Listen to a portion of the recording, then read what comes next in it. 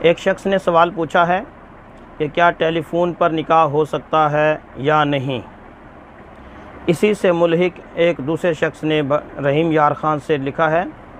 वो लिखते हैं कि मुफ्ती साहब, आपने फ़ोन पर तलाक़ वाक़या होने का मसला बयान किया है। अगर फ़ोन पर तलाक़ वाक़या हो सकती है तो फिर निकाह भी हो सकता है।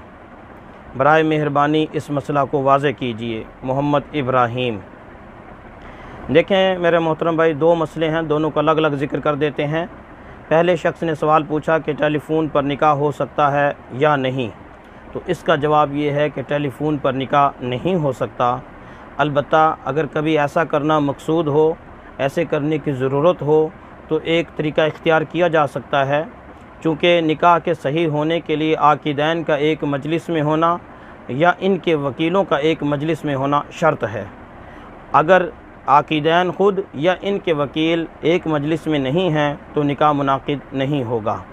अगर कभी टेलीफ़ोन पर निकाह करने की ज़रूरत पेश आए तो उसका तरीक़ाकार ये है कि जहाँ लड़का है वहाँ लड़की वाले अपना एक वकील, फ़ोन पर वकील बनाया जा सकता है, एक वकील बना लें, या जहाँ पर लड़की यानी दुल्हन है वहाँ दूल्हे वाले, लड़के वाले एक वकील को मुकर्रर कर दें कि आप हमारी तरफ़ से वकील हैं।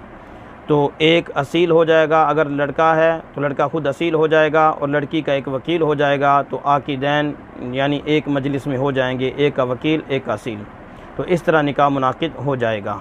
इसके अलावा अगर कोई फ़ोन ही पर करे, अगरचे वो फ़ोन ऐसा ही क्यों ना हो कि आवाज़ के साथ साथ तस्वीर भी नज़र आए, तो भी इससे निकाह मुनाक़िद नहीं होगा, चूँकि इनकी मजलिस का इत्तिहाद नहीं है, एक कहीं और बैठा है, दूसरा कहीं और बैठा है, तो इस तरह निकाह मुनाक़िद नहीं होता। जो दूसरा भाई ने सवाल पूछा कि अगर टेलीफ़ोन पर तलाक़ हो सकती है तो निकाह क्यों नहीं हो सकता, तो मेरे मोहतरम भाई, निकाह के उसूल और कानून अलग हैं, तलाक़ के उसूल और कानून अलग हैं। निकाह के सही होने के लिए शराइत अलग हैं, तलाक़ के सही होने के लिए शराइत अलग हैं। इन दोनों को एक को दूसरे पर क़यास नहीं किया जा सकता। तलाक़ के वक़ू के लिए किसी गवाह की ज़रूरत नहीं। अगर ख़ुद जो ख़ावंद है वो इस बात का एतराफ़ करे कि मैंने अपनी बीवी को तलाक़ दे दी है, बिल्कुल वो बेशक तन्हा बैठा हो, कोई शख्स भी हत्ता कि बीवी भी सामने ना हो, तो तलाक़ का वक़ू हो जाएगा।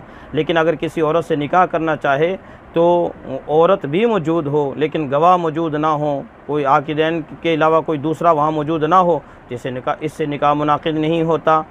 अगर कोई बंदा इस तरह से करे कि लड़की एक मजलिस में हो, लड़का कहीं दूर हो, जैसे मैंने पहले अर्ज़ किया, तो इससे निकाह मुनाक़िद नहीं होगा। लेकिन अगर एक मजलिस में लड़की है, दुल्हन है, बीवी है, और दूसरी मजलिस में जो दूल्हा है उसका ख़ावंद है, वहाँ दूर से वो इसको तलाक़ देता है, तो तलाक़ का वक़ू हो जाएगा।